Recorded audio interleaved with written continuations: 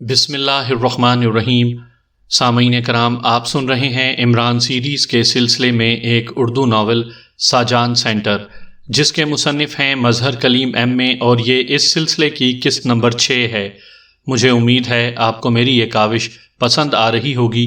آپ نے اگر ابھی تک میرا چینل کہانی گھر سبسکرائب نہیں کیا تو ابھی میرے چینل کو سبسکرائب کر کے بیل نوٹیفیکیشن آن کر لیجئے، تاکہ آنے والی ہر نئی کہانی کی اطلاع بر وقت آپ تک پہنچ سکے۔ تم پاکیشیا پہنچ کر یہ اطلاعات اکٹھی کرو کہ عمران وہاں کیا کر رہا ہے اور اس کا کیا منصوبہ ہے، اور کیا تمہارے پہنچنے تک وہ وہاں سے نکل چکا ہے۔ لیکن یہ کام سب انتہائی ہوشیاری اور احتیاط سے ہونا چاہیے۔ ہم عمران کو اس سلسلے میں چوکنا نہیں کرنا چاہتے ہیں۔ اوور، ہنری نے کہا۔ باس، یہ کیسے ہو سکتا ہے کہ ایک آدمی یا ایک گروپ ہیڈ کوارٹر سے کیسے ٹکرا سکتا ہے؟ پھر اسے کیسے معلوم ہو جائے گا کہ ہیڈ کوارٹر ہے کہاں؟ اوور، چیانگ کی حیرت سے پر آواز سنائی دی۔ نو کمنٹس، یہ ہیڈ کوارٹر کا مسئلہ ہے۔ تمہیں جو احکامات دیے جا رہے ہیں تم نے ان کی تعمیل کرنی ہے۔ اوور۔ ہنری کا لہجہ یک لخت بے حد سرد ہو گیا۔ او سر، سوری سر، ویسے سر اگر آپ حکم دیں تو میں اس کا خاتمہ وہیں پاکیشیا میں ہی کر سکتا ہوں۔ میرے لیے یہ معمولی بات ہے۔ اوور، چیانگ نے کہا۔ یہ حالات پر منحصر ہے۔ اگر تم یہ محسوس کرو کہ وہ وہیں پاکیشیا میں موجود ہے اور اس کا ارادہ ہیڈ کوارٹر سے ٹکرانے کے لیے باہر نکلنے کا نہیں ہے تو تمہیں اجازت ہے کہ تم اس کا وہیں خاتمہ کر دو۔ لیکن ایک بات کا خیال رہے، اگر عمران کو ذرا بھی شبہ ہو گیا کہ تمہارا تعلق شوگران میں بی ایل کے ہیڈ کوارٹر سے ہے تو پھر شوگران میں سینٹر کی تباہی یقینی ہو جائے گی، کیونکہ شوگران اور پاکیشیا کے درمیان انتہائی گہرے تعلقات ہیں، اور ہیڈ کوارٹر شوگران جیسے اہم سینٹر کو کسی صورت میں تباہ ہونے نہیں دینا چاہتا۔ اوور، ہنری نے کہا۔ میں آپ کی بات اچھی طرح سمجھ گیا سر، آپ بے فکر رہیں، میں پوری طرح محتاط رہوں گا سر۔ اوور، چیانگ نے جواب دیا۔ اوکے، تم نے روزانہ اپنی کارکردگی کی ہیڈ کوارٹر کو رپورٹ دینی ہے، اور دوسری بات یہ کہ یہ کام انتہائی مختصر مدت میں مکمل ہو جانا چاہیے، زیادہ سے زیادہ 3 روز، اس سے زیادہ نہیں۔ اوور، ہنری نے کہا۔ ٹھیک ہے سر، میں آج ہی پاکیشیا پہنچ جاؤں گا، اور پھر کام چند گھنٹوں کا ہے۔ اوور، چیانگ نے کہا، اور ہنری نے اوور اینڈ آل کہہ کر مشین کے بٹن آف کر دیے اور ایک طویل سانس لے کر کرسی سے اٹھ کھڑا ہوا۔ اب 2 ہی صورتیں تھیں، یا تو شوگران سینٹر ہاتھ سے گیا یا پھر عمران ختم ہو گیا۔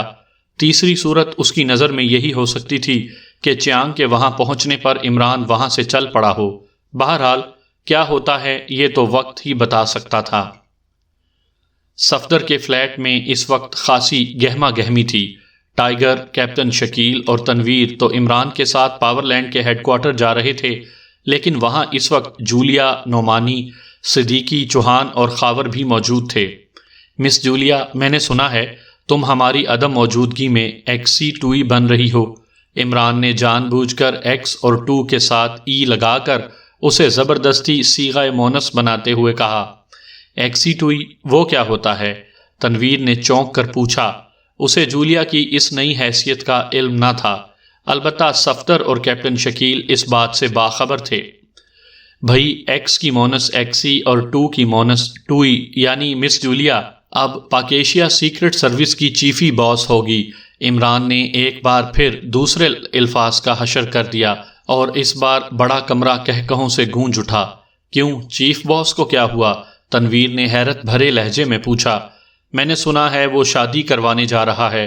اس کے والد بزرگوار آئے اور اسے کان سے پکڑ کر لے گئے کہ چلو چل کر نکاح کراؤ، ورنہ مجھے چوتھی شادی کرنی پڑے گی۔ عمران نے بڑے سنجیدہ لہجے میں کہا۔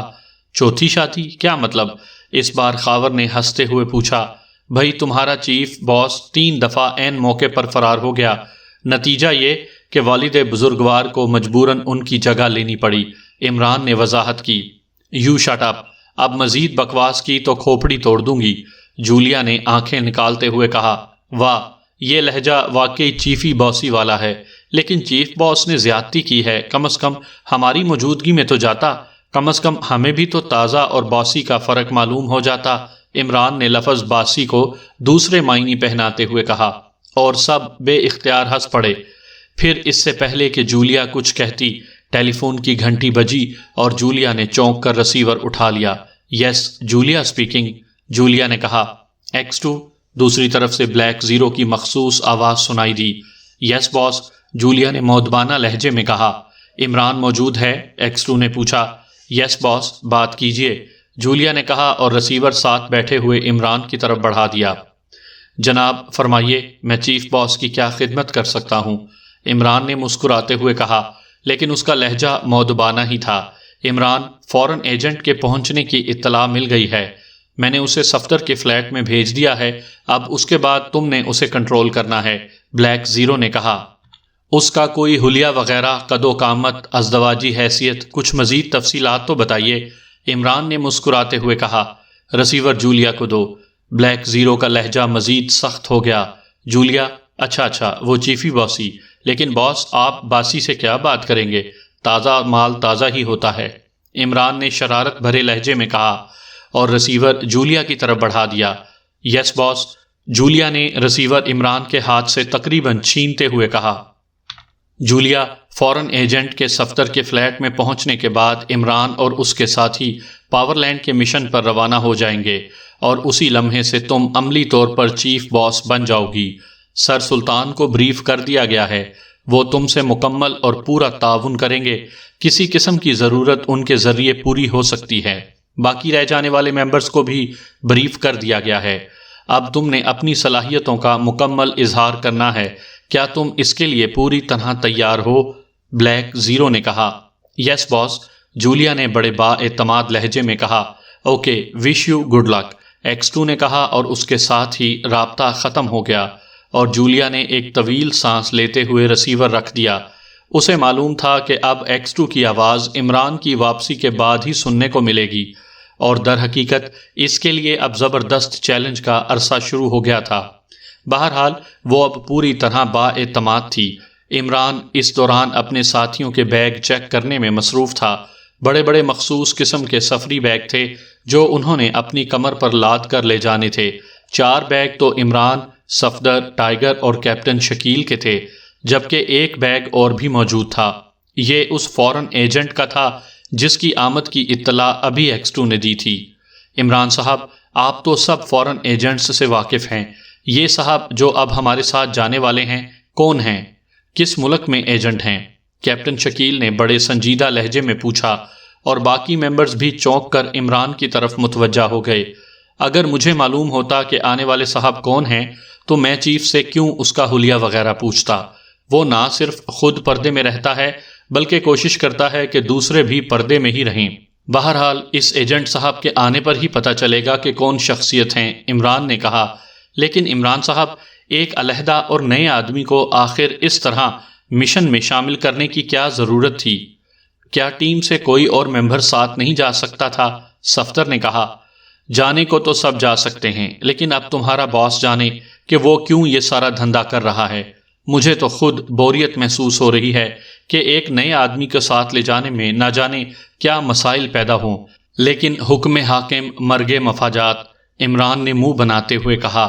اچھا عمران صاحب، ہم یہاں سے جا تو رہے ہیں لیکن ابھی تک اس مشن کی تفصیلات کا ہمیں کوئی علم نہیں ہے، کیپٹن شکیل نے موضوع بدلتے ہوئے پوچھا۔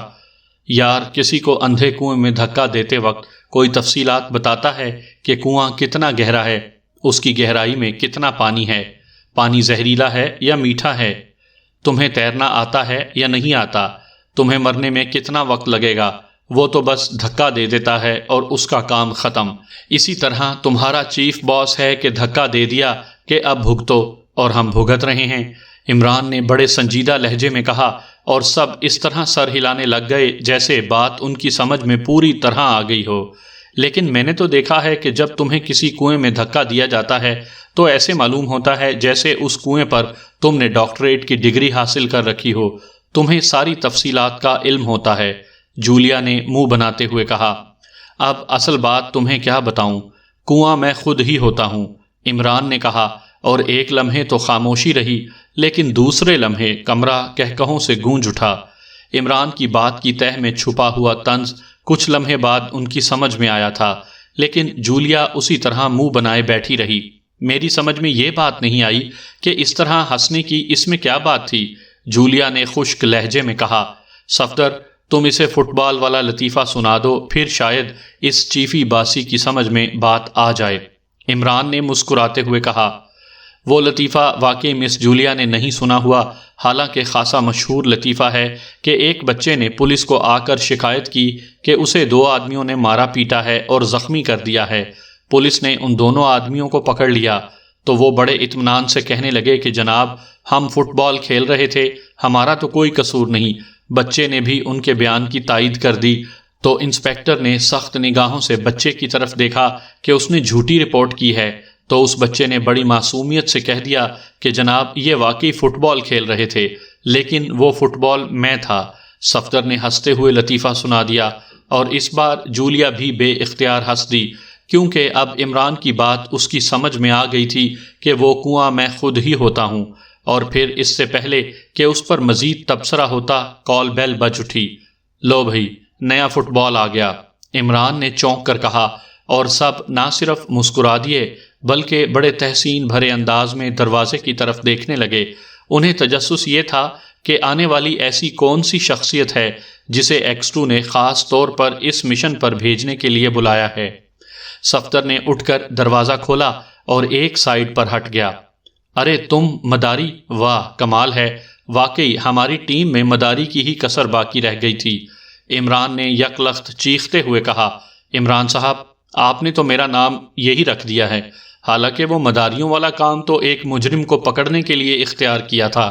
آنے والے نے، جو خاصا وجیح شکل آدمی تھا، اندر داخل ہوتے ہوئے مسکرا کر کہا۔ ٹیم کے باقی ممبر بڑے غور سے آنے والے کو دیکھ رہے تھے۔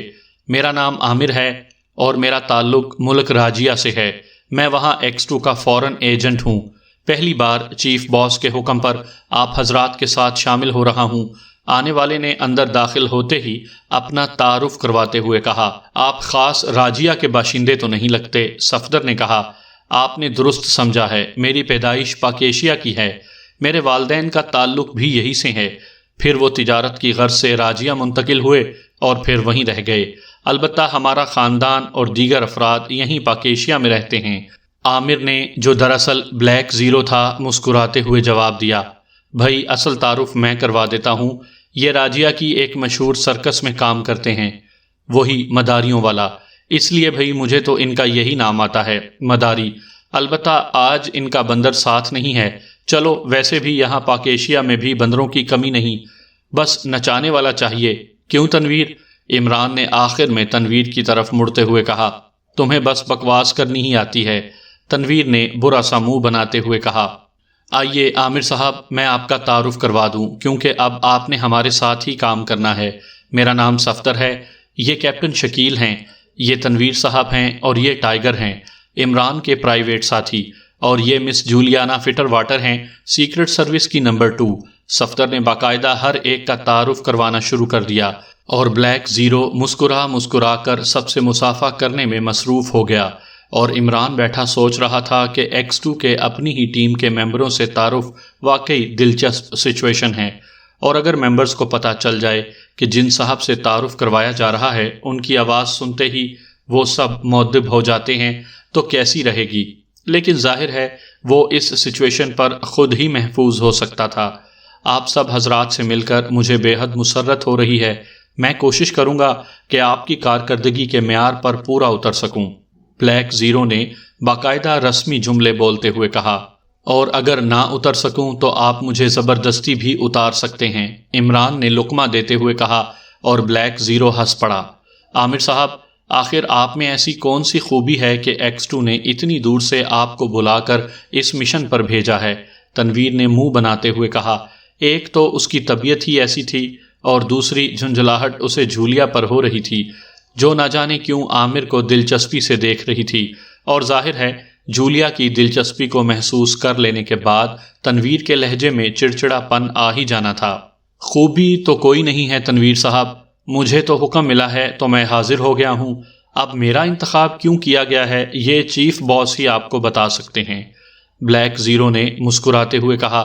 اچھا بھائی، اب تیاری کریں، بیچاری جولیا ہمارے جانے کا انتظار کر رہی ہے تاکہ جلد از جلد باقی ممبرز پر روب داب قائم کر سکے۔ ویسے مجھے چوہان، صدیقی، خاور اور نعمانی سے ہمدردی ہے۔ عورت کی حاکمیت کا اصل مزہ انہیں اب آئے گا جب یہ مجرموں کے پیچھے بھاگنے کے بجائے لپسٹک کے نئے شیڈ ڈھونڈتے پھریں گے۔ عمران نے کرسی سے اٹھتے ہوئے کہا اور سب اس بار ہنسنے کے بجائے مسکرا دیے۔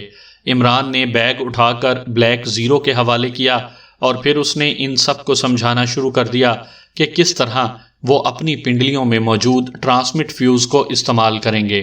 اچھا، خدا حافظ، عمران نے جولیا اور باقی ساتھیوں کی طرف دیکھتے ہوئے کہا، اور دوسرے لمحے اس نے جھک کر اپنی پنڈلی کے مخصوص حصے پر انگلی سے دباؤ ڈالا اور اس کے ساتھ ہی جیسے اس کا وجود کمرے سے غائب ہو گیا۔ چیانگ نے کار ہوٹل کی پارکنگ میں روکی اور پھر دروازہ کھول کر نیچے اتر آیا۔ وہ اس وقت مقامی میک اپ میں تھا۔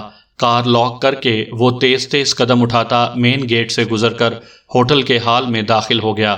ہوٹل کے وسیع و عریض ہال میں خاصی گہما گہمی تھی۔ چیانگ نے جیب سے اپنا کارڈ نکالا اور پاس کھڑے ایک سپروائزر کی طرف بڑھا دیا۔ تشریف لائیے جناب، سپروائزر نے مؤدبانہ انداز میں کہا، اور چیانگ سر ہلاتا ہوا اس کے پیچھے چلتا ہوا ایک راہداری سے گزر کر سیڑھیاں اتر کر نچلی منزل میں جا پہنچا۔ تشریف لے جائیے باس، آپ کے منتظر ہیں۔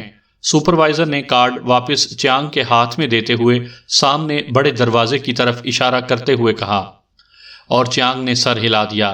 سپروائزر کے واپس جانے کے بعد وہ دروازے کی طرف بڑھا اور ابھی اس نے دروازے پر دستک دینے کے لیے ہاتھ لگایا ہی تھا کہ دروازے کے اوپر لگے ہوئے مائک سے ایک بھاری آواز سنائی دی، کم ان پلیز، اور اس کے ساتھ ہی دروازہ خود بخود کھلتا چلا گیا اور چیانگ طویل سانس لیتا ہوا اندر داخل ہو گیا۔ یہ ایک خاصا بڑا کمرہ تھا جسے بہترین انداز میں سجایا گیا تھا۔ سامنے رکھی ایک وسیع و عریض اور انتہائی شاندار میز کے پیچھے اونچی نشست پر ایک کرسی پر ایک ادھیڑ عمر آدمی بیٹھا ہوا تھا۔ اس کی کنپٹیوں کے بال سفید تھے اور چہرے مہرے سے وہ عام سا کاروباری آدمی لگتا تھا۔ خوش آمدید مسٹر ولسن، میں آپ ہی کا منتظر تھا۔ ادھیڑ عمر نے کرسی سے اٹھ کر چیانگ کا استقبال کرتے ہوئے کہا، تھینک یو، ویسے میرے خیال میں صحیح وقت پر پہنچا ہوں۔ چیانگ نے مسکراتے ہوئے جواب دیا، ہاں بالکل صحیح وقت پر، فرمائیے کیا پینا پسند کریں گے؟ ادھیڑ عمر نے واپس کرسی پر بیٹھتے ہوئے کہا، شکریہ، میرے پاس وقت بے حد کم ہے۔ چیانگ نے اس بار قدرے خشک لہجے میں جواب دیتے ہوئے کہا، رقم لے آئے ہیں آپ؟ ادھیڑ عمر کا لہجہ یکلخت کاروباری ہو گیا۔ رقم نقد ملے گی، بے فکر رہیں، چیانگ نے سر ہلاتے ہوئے کہا، آپ کی مطلوبہ معلومات اس فائل میں موجود ہیں، ادھیڑ عمر نے کہا اور میز کی دراز کھول کر ایک فائل نکال کر چیانگ کی طرف بڑھا دی۔ چیانگ نے فائل کھولی۔ فائل میں صرف ایک ہی کاغذ لگا ہوا تھا۔ چیانگ کی نظریں تیزی سے اس کاغذ پر پھیلتی چلی گئیں۔ ٹائپ شدہ کاغذ پر عمران کی مصروفیات کی تفصیلات درج تھیں اور آخر میں صفدر کے فلیٹ کا پتہ تھا۔ اس کے بعد کاغذ پر ٹائپ ختم ہو گئی تھی۔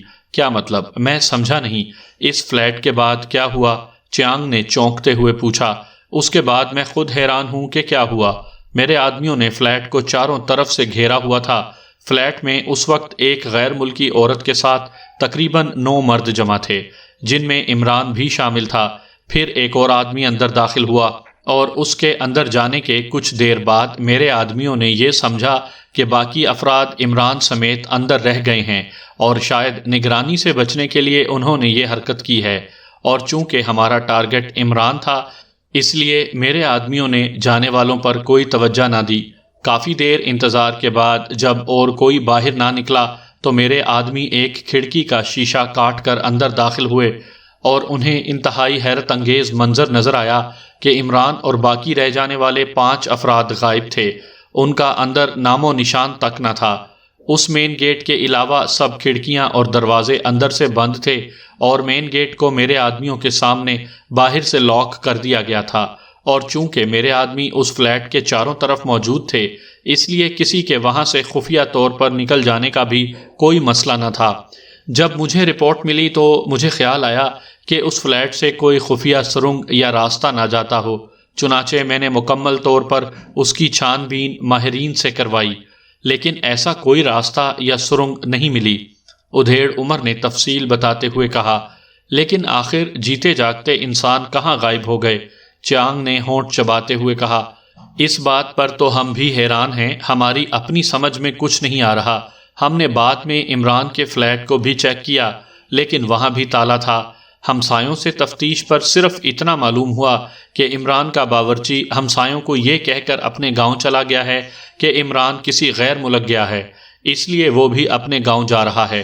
ادھیڑ عمر نے جواب دیتے ہوئے کہا، ٹھیک ہے، آپ نے خاصی معلومات حاصل کر لی ہیں، باقی میں خود دیکھ لوں گا۔ بہرحال وہ غیر ملکی عورت اور اس کے ساتھی جو فلیٹ سے واپس گئے تھے، ان کے متعلق کوئی معلومات؟ چیانگ نے فائل کو تہہ کر کے جیب میں ڈالتے ہوئے پوچھا۔ نہیں، چونکہ وہ ہمارا ٹارگٹ نہیں تھے، اس لیے ہم نے ان کی طرف سرے سے کوئی توجہ ہی نہیں دی۔ ویسے مسٹر ولسن، کیا میں پوچھ سکتا ہوں کہ آپ یہ معلومات کس مقصد کے لیے حاصل کر رہے ہیں؟ ادھیڑ عمر نے کہا، سوری، آپ صرف اپنے کام سے کام رکھا کریں، یہ آپ کے اپنے مفاد میں بہتر ہے۔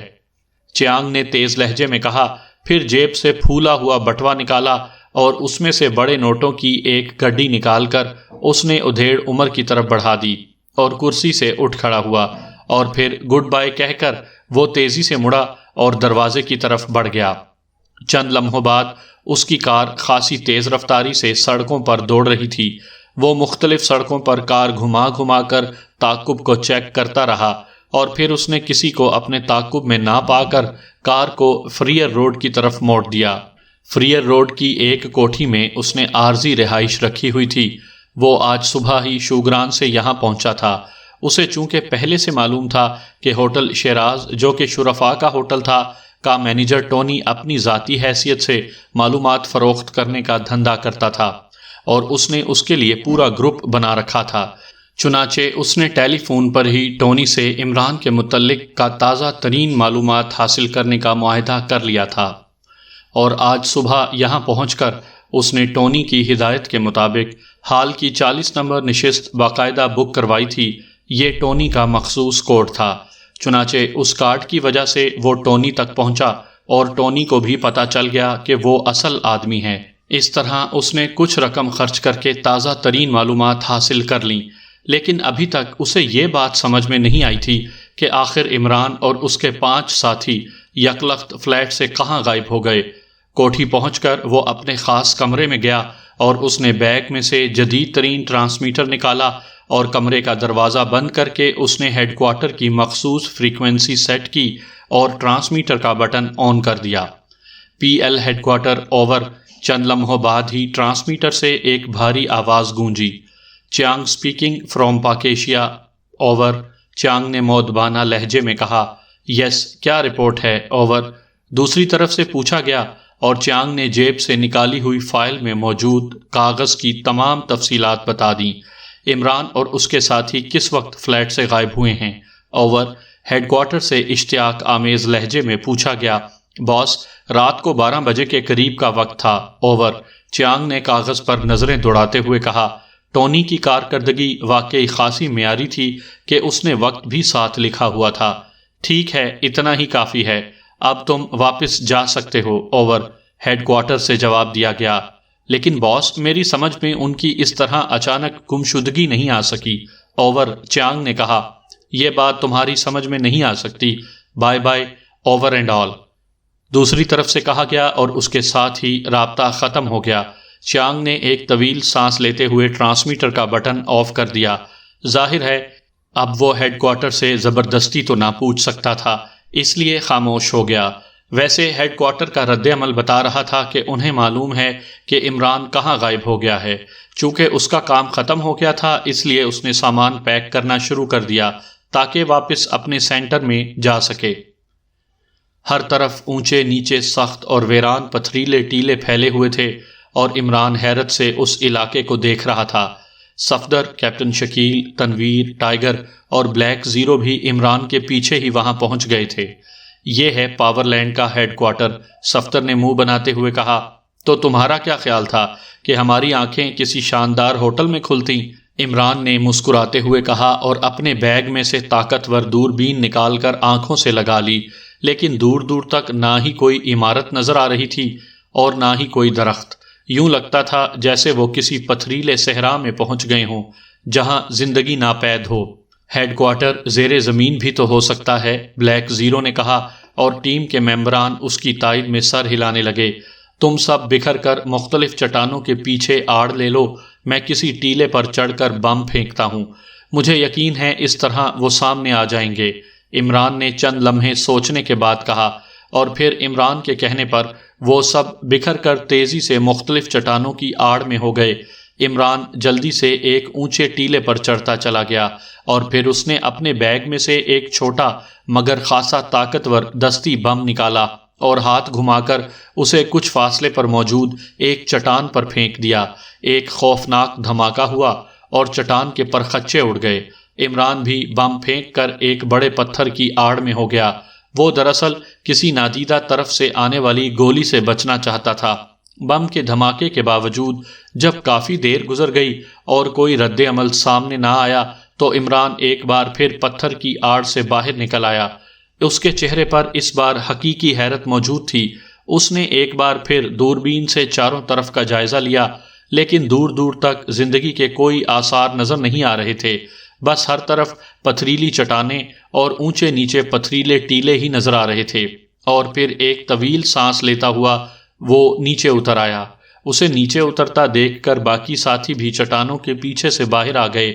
لگتا ہے ہم غلط جگہ پر آ گئے ہیں، عمران نے ہونٹ بھینچتے ہوئے کہا۔ غلط جگہ پر؟ وہ کس طرح؟ کیا یہ فیوز غلط ہیں؟ کیپٹن شکیل نے کہا۔ فیوز بالکل درست ہیں، میں نے ایک ایک فیوز کو خود چیک کیا تھا، لیکن یہاں تو ایسی خاموشی ہے جیسے زندگی ہی مفقود ہو، عمران نے کہا۔ عمران صاحب، آپ کی بات درست ہے، ہم واقعی غلط جگہ پر آ گئے ہیں، بلیک زیرو نے بڑے حتمی لہجے میں کہا، اور عمران سمیت سب ممبرز چونک کر اسے دیکھنے لگے۔ تم اتنے یقین سے کیسے کہہ سکتے ہو؟ عمران نے کہا۔ ہم رات 12 بجے وہاں سے چلے تھے اور یہاں دن کے 12 بجے ہونے چاہیے تھے، لیکن آپ دیکھ رہے ہیں کہ سورج یہاں کافی ڈھل چکا ہے۔ سورج کو دیکھ کر اندازہ ہوتا ہے کہ یہاں سپہر کے 4 بجنے والے ہیں۔ بلیک زیرو نے وہ بات یاد رکھتے ہوئے کہا جو عمران نے اسے خود دانش منزل میں بتائی تھی۔ او ہاں، واقعی، اب واقعی یہ بات واضح ہو گئی ہے، ہم غلط جگہ پر آ گئے ہیں، عمران نے سورج کی طرف دیکھتے ہوئے کہا۔ لیکن مسٹر عامر، آپ کو کیسے علم ہوا کہ ہم یہاں 12 بجے پہنچیں گے؟ صفدر نے گہری نظروں سے بلیک زیرو کو دیکھتے ہوئے کہا۔ مجھے ایکس 2 نے بریف کرتے ہوئے بتایا تھا کہ جس جگہ ہیڈ کوارٹر موجود ہے وہاں کے اور دارالحکومت میں پورے 12 گھنٹے کا فرق ہے، بلیک زیرو نے سادہ سے لہجے میں جواب دیا، اور صفدر نے اس کے لہجے پر اطمینان کا اظہار کر دیا۔ اس کے ذہن میں پیدا ہونے والی خلش بلیک زیرو کے سادہ لہجے نے دور کر دی تھی۔ اب میرے خیال میں ہمیں واپس جانا چاہیے، تنویر نے منہ بناتے ہوئے کہا۔ واپسی اتنی آسان نہیں ہے تنویر جتنی تم سمجھ رہے ہو، عمران نے سوچتے ہوئے کہا۔ کیوں؟ کیا اس فیوز میں واپسی کا طریقہ نہیں ہے؟ تنویر نے چونک کر پوچھا۔ باقی افراد بھی عمران کی بات سن کر چونک پڑے، کیونکہ اب تک ان کا بھی یہی خیال تھا کہ جس طرح وہ یہاں پہنچے ہیں اسی طرح واپس بھی پہنچ جائیں گے۔ نہیں، اگر تمہارے ذہنوں میں ایسا کوئی خیال ہے تو وہ نکال دو۔ بہتر یہی ہے کہ میں وضاحت کر دوں۔ اس ٹرانسمٹ فیوز کا سسٹم ایسا ہے کہ اس کے آن ہوتے ہی انسانی جسم مخصوص لہروں میں تبدیل ہو کر فضا میں پھیل جاتا ہے، اور جہاں اس کا ریسیور سیٹ ہوتا ہے وہاں یہ دوبارہ اکٹھا ہو کر مجسم ہو جاتا ہے۔ اگر وہ ریسیور سیٹ نہ ہو تو پھر یہ کسی صورت بھی دوبارہ جمع نہیں ہو سکتا۔